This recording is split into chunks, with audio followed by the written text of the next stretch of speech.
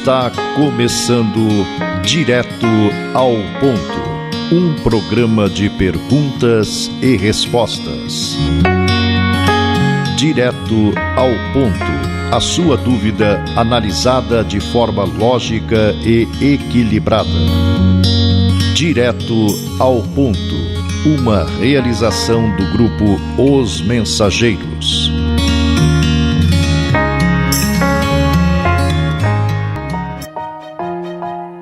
Alô amigos, aqui estamos para conhecer as respostas que você procura perante as dúvidas e conflitos apresentados pela vida, na visão filosófica, científica e religiosa do Espiritismo. Indo direto ao ponto, vamos à primeira pergunta do programa de hoje. Como explicar a esquizofrenia infantil? As condições de vida do mundo moderno, na sociedade tecnológica em que vivemos, marcada por tantos contrastes e contradições sociais, impõem à criança, já na primeira infância, muita perturbação. A esquizofrenia. Disse que ela é o suicídio depois do homicídio. O complexo de culpa, desencadeado em reencarnação recente, adquire dimensões tamanhas que a química do cérebro se modifica.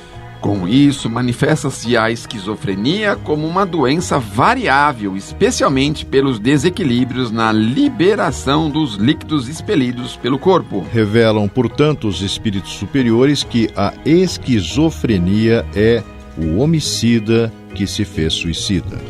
Afirmam que o complexo de culpa é tão grande, o remorso é tão terrível que se reflete na própria vida física da criatura durante algum tempo ou muito tempo. O problema, portanto, procede da vida espiritual. Antes do processo reencarnatório, carregamos conosco no mundo espiritual o problema da culpa que tenhamos instalado dentro de nós. Muitas vezes, sofremos condições de vida que podemos chamar de vida purgatorial no outro mundo. Dessa forma, somos devolvidos à Terra mesmo, aos núcleos habitacionais em que as nossas culpas foram adquiridas. Muitas vezes trazendo conosco o problema da esquizofrenia. Quando o processo está muito violento, ele se manifesta na própria infância. Na maioria dos casos, a esquizofrenia aparece depois da puberdade ou logo após a maioridade física da criatura. É um problema decorrente de nossos débitos no campo espiritual de nossas vidas. Os amigos espirituais interpretam a origem das moléstias mentais complexas ou outras chamadas incuráveis como resultado de complexos de culpas adquiridos por nós mesmos em existências passadas. Vejamos um exemplo. Um homem extermina a vida de outro e parte para o além. A vítima perdoou ao verdugo, mas a consciência do verdugo não concordou com esse perdão. Ele continua com o remorso, com o problema da culpa ali, estragar a tranquilidade íntima.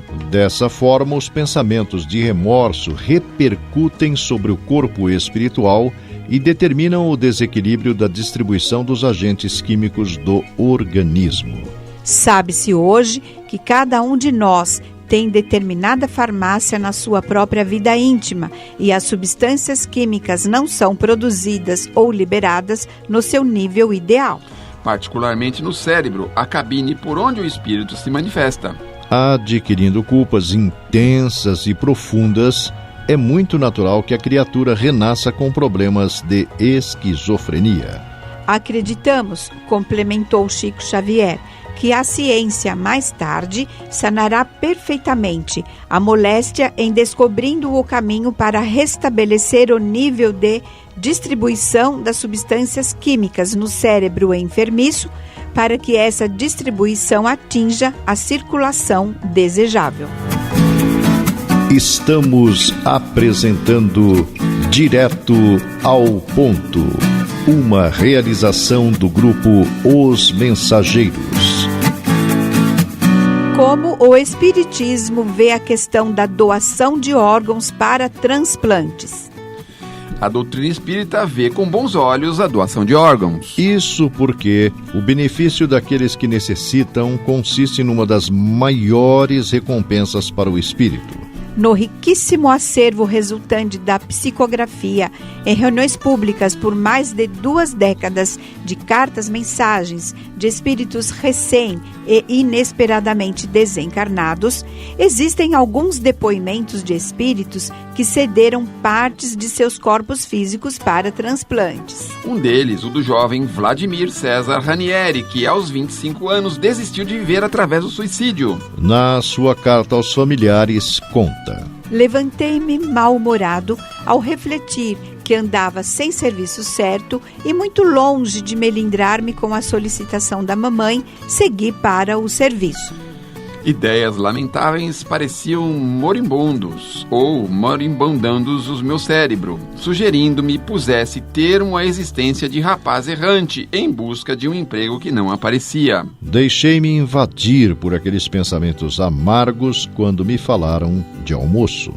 Antes que me retirasse do trabalho, alvejei o meu próprio coração com um tiro certo. Lembro de que papai correu para mim estirado no piso e, na suposição de que me faria viver, fez a respiração boca a boca, recebendo meu próprio sangue que lhe atingiu a garganta. Arrependi-me de tanto mal praticado contra mim, no entanto, era tarde. Aquele gesto de meu pai me mostrava quanto amor dispunha eu no coração de meu pai e de minha mãe.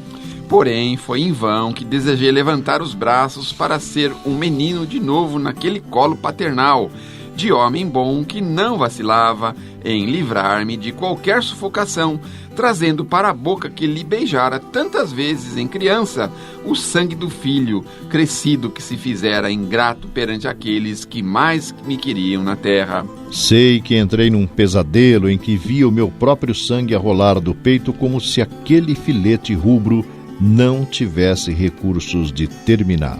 Despertei num hospital, onde me encontro até agora, em tratamento, e sou trazido pela vovó Verônica, que se compadeceu de mim, que me ajoelho em espírito diante da mãezinha Dalva para rogar-lhe o perdão que não mereço. Queridos pais, rogo-me desculparem e viver muito sempre tranquilos, embora a saudade se interponha agora entre nós a afeição de uma sentinela de meu arrependimento. O suicida é um detento sem grades. Graças a Deus, melhorei da hemorragia incessante que me enlouquecia. Depois de algumas semanas de aflição, um médico apareceu com uma boa nova. Ele disse que as preces de uma pessoa que se beneficiara com a córnea que doei ao banco de olhos se havia transformado para mim num pequeno tampão que, colocado sobre o meu peito, no lugar que o projétil atingira, fez cessar o fluxo de sangue imediatamente. Eu, que não fizera bem aos outros, que me omiti sempre na hora de servir, compreendi que o bem feito involuntariamente por uma pessoa morta é capaz de revigorar-lhes as forças da existência. Outro caso é do jovem Christian Freitas Campos, vítima de um acidente com sua moto. Atendendo sua vontade, sua mãe autorizou a retirada de suas córneas também e quando, do primeiro encontro com Chico Xavier, ouviu dele: O menino está bem e feliz. Pede à senhora para não desesperar. Ele está aqui. É muita luz. Está muito feliz por ter uma mãezinha que o auxiliou a ajudar 2 pessoas que agora estão enxergando. O detalhe, por sinal, não havia sido comentado com o médico de Uberaba. Um terceiro caso, o do jovem Roberto Igor Porto da Silva, 19 anos, acidentado gravemente em Porto Alegre conduzindo sua moto 4 dias antes. Resultou o primeiro transplante de coração da capital gaúcha. Na carta que escreveria meses depois por Chico, revivendo os dramáticos instantes que se seguiram ao paciente, conta: Mal vira a máquina estancar sob a pressão da minha vontade firme e a velocidade repentinamente cortada, como que se vingou de mim, atirando-me para longe. Caí desamparado e percebi que estava faceando o maior perigo de minha vida. Não pude erguer-me. Minha coluna parecia-me quebrada e a cabeça entrou em pane, porque não mais consegui coordenar as próprias ideias. Percebi que me apanhavam cuidadosamente, mas não pude discernir coisa alguma. Estava reduzida a um trapo sanguinolento, entretanto não ignorava de que me conduziam a um hospital. Ouvia vozes sem entendê-las porque a minha própria vida estava se afastando do meu entendimento. Escutei as palavras lavadas de pranto de nossa Magali, a quem os médicos endereçavam uma solicitação que não entendi. Minha atenção esgotava-se na falta de resistência a que chegara. Pensava em si, mãezinha Izar, com ânsia de ouvi-la perto. Nada conseguia falar, e quanto mais me acentuava a dor que eu sentia no peito, vi o papai ao meu lado, convidando-me a segui-lo. Outros amigos acompanhavam e me recomendavam sair-se da apatia a que me estava me acomodando, de modo a segui-los com urgência. Mãe, deixei o meu corpo como quem se afastava de uma roupa que se fizera imprestável, e logo de saída, conquanto me sentisse privado da visão, senti uma dor muito grande no tórax. Os amigos de meu pai me solicitaram esquecesse o vigor daquela agulhada que me transtornava todo o ser. No entanto, eles se apressaram em me auxiliar com o magnetismo curativo e a dor desapareceu. Soube mais tarde de que naquele momento eu tivera o coração do corpo físico arrancado para servir ao transplante que favoreceria um homem que se avizinhava da morte. Meu pai informou que a medida fora autorizada por minha irmã e deu-me a conhecer a utilidade da providência, de vez que eu não mais recuperaria o corpo quebrado até a medula.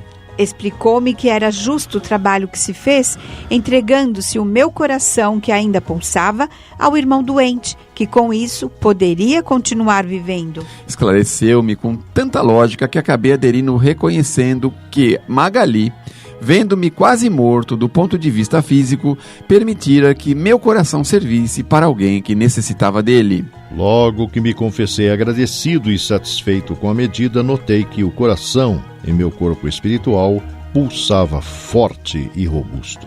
Sobre esses casos, aqueles que doam indiretamente, ou seja, por decisão de terceiros, a partir da morte cerebral, explica o benfeitor espiritual Emmanuel.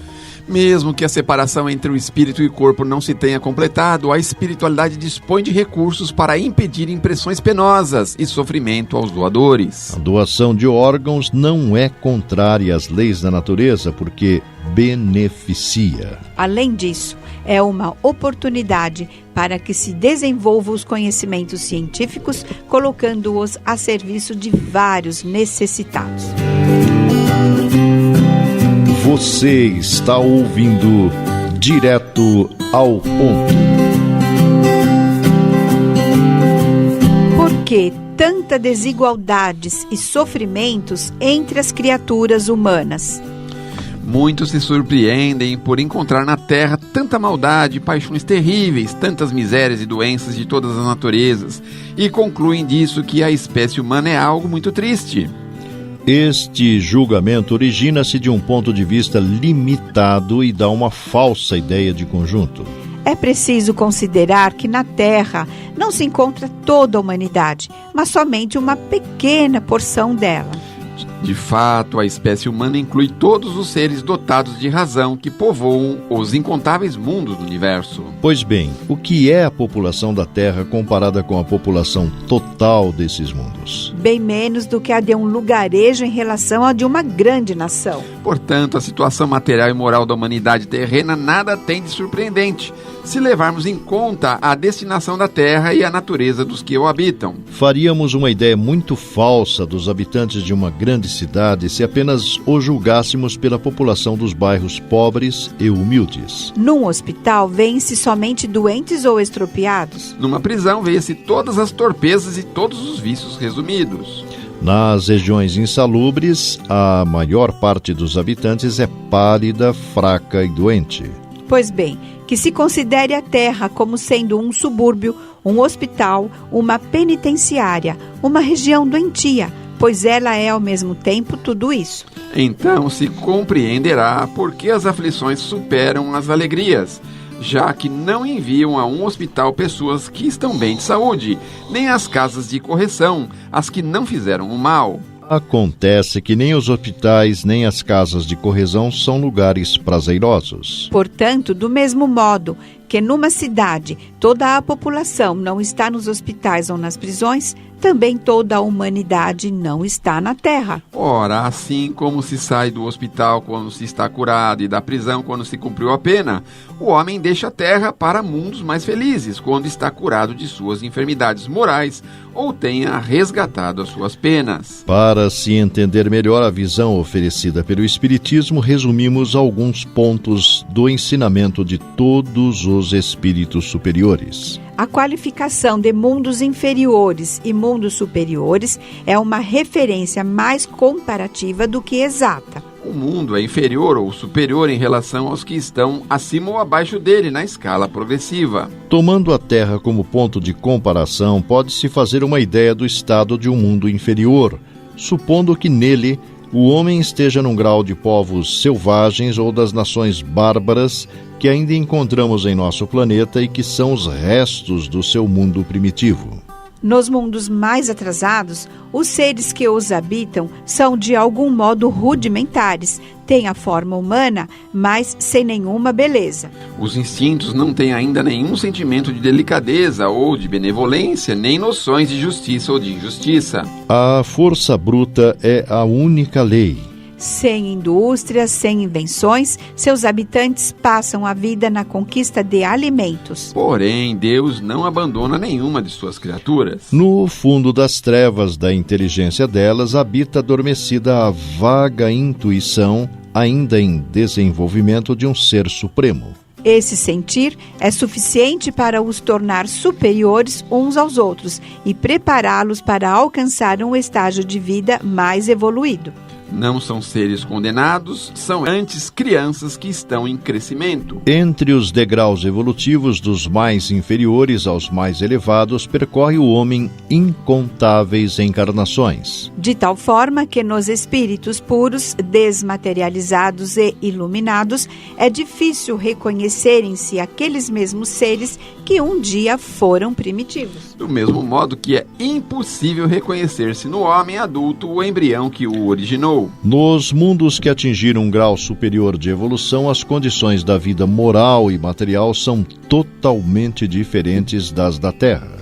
A forma do corpo, como em todos os lugares, é a forma humana. Mas embelezada, aperfeiçoada e, sobretudo, purificada. O corpo nada tem de materialidade terrena e, por essa razão, não está sujeito nem às necessidades, nem às doenças, nem às transformações decorrentes da predominância da matéria. Os sentidos, estando mais apurados, têm percepções que a grosseria do organismo do homem na Terra impede de ter. A leveza específica dos corpos torna a locomoção rápida e fácil. Ao invés de se arrastarem sobre o solo, deslizam, por assim dizer, sobre a superfície, ou planam na atmosfera sem outro esforço a não ser a vontade.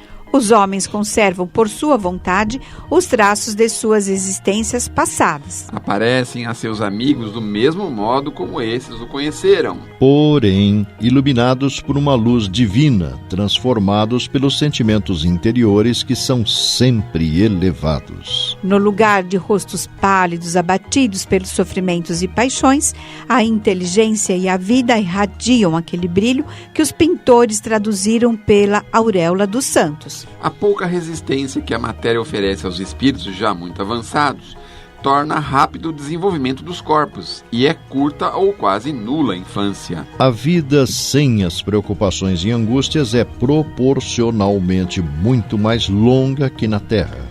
Em princípio, o tempo de vida é proporcional ao grau de adiantamento dos mundos. A morte não tem nada dos horrores da decomposição e, longe de causar pavor, é considerada uma transformação feliz, pois a dúvida sobre o futuro lá não existe. Durante a vida, a alma, não estando encerrada em uma matéria compacta, irradia e goza de uma lucidez que a deixa em um estado quase permanente de liberdade, permitindo a livre transmissão do pensamento. Nesses mundos felizes, as relações entre os povos, sempre amigáveis, nunca são perturbadas, quer pela ambição de escravizar seus vizinhos, quer pela guerra que é sua consequência. Não há nem senhores, nem escravos, nem privilegiados de nascimento. Apenas a superioridade moral e a inteligência estabelecem entre eles a diferença de sua evolução e conferem a supremacia. A autoridade é sempre respeitada, pois ela só é dada por mérito e exercida sempre com justiça. O homem não procura elevar-se acima do homem, mas acima de si mesmo, aperfeiçoando-se. Seu objetivo é chegar à categoria de espírito puro. Esse desejo não é um tormento, mas sim uma nobre ambição que o faz estudar com dedicação para chegar a igualá-los. Lá, todos os sentimentos ternos e elevados da natureza humana se encontram ampliados e purificados. Os ódios, as mesquinharias do ciúme e as baixas cobiças da inveja são desconhecidos. Um laço de amor e de fraternidade une todos os homens. Os mais fortes ajudam os mais fracos. Os bens que possuem são correspondentes ao grau de inteligência de cada um.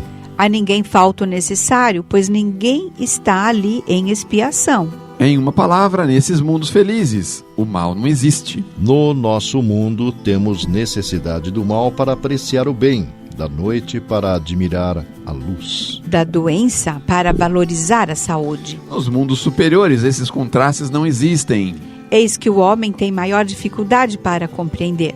Com muita criatividade, pintou os tormentos do inferno, mas não pôde representar as alegrias do céu. E isso por quê? Porque, sendo inferior, apenas experimentou penas e misérias. Não conhece as claridades celestes. Ele apenas pode falar daquilo que conhece. Mas, à medida que se eleva e se purifica, seu horizonte se amplia e compreende o bem que está diante de si. Como compreendeu o mal que ficou para trás? Entretanto, esses mundos afortunados não são mundos exclusivos para alguns. Deus é imparcial para com todos os seus filhos. Ele dá a todos os mesmos direitos e as mesmas facilidades para chegar até lá. Faz todos partirem do mesmo ponto e a nenhum beneficia mais do que a outros. As primeiras posições são acessíveis a todos. Compete a cada um conquistá-las pelo trabalho, alcançá-las o mais rápido possível. Ou arrastar-se durante séculos e séculos, expiações e provas. Situação típica de mundos como esse em que vivemos, classificado como de expiação e provas. Os espíritos em expiação na Terra são, se assim podemos dizer, como estrangeiros. Eles já viveram em outros mundos de onde foram excluídos em consequência de sua insistência no mal e porque eram causa de problemas para os bons. Foram expulsos por um período para o meio dos espíritos mais atrasados que eles, trazendo por missão fazer progredir a estes últimos, pois já tem consigo a inteligência mais desenvolvida. E as sementes do conhecimento adquiridos nos mundos em que viveram. É essa a razão pela qual espíritos cumprindo punições se encarnam em meio a raças mais inteligentes. Porque aí as misérias da vida têm para eles maior amargor em vista de possuírem sensibilidade mais apurada do que as raças primitivas, em que o senso moral é menos desenvolvido.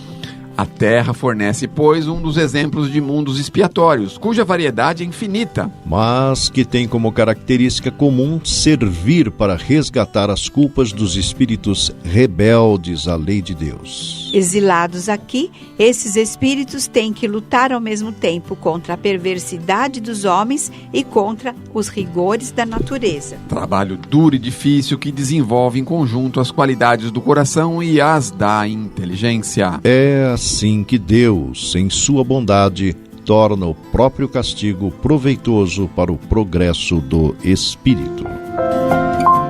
Direto ao ponto em 1 minuto.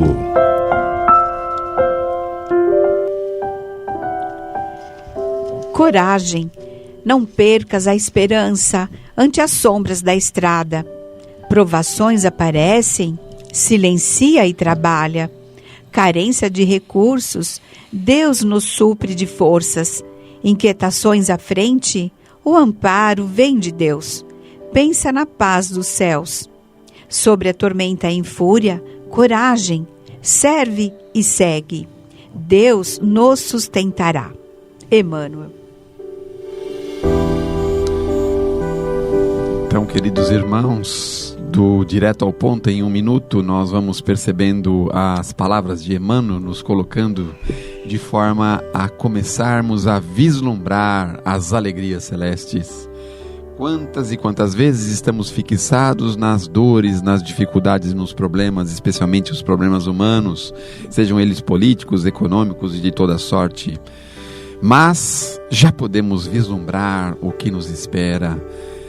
Um pai amoroso, um pai que reserva para os seus filhos um lugar de bênçãos, de alegria, ao dizer dos nossos irmãos do Primeiro Testamento, onde verte leite e mel. Meus amigos, meus irmãos, tenhamos força e coragem, porque um futuro promissor nos espera. Encaminhamo-nos para as tarefas do bem, e o bem nos colocará na terra da promissão, onde verteremos e teremos com abundância leite e mel. Palavras finais.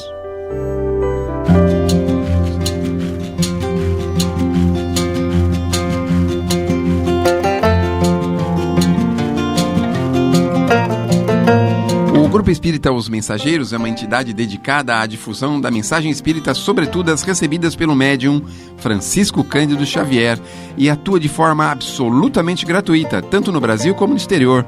Publica também o jornal Os Mensageiros. O Grupo Espírita Os Mensageiros tem também o seu braço social, a AME, que mantém atividades sociais no Glicério e em Carapicuíba, além de piedade. Venha conhecer-nos.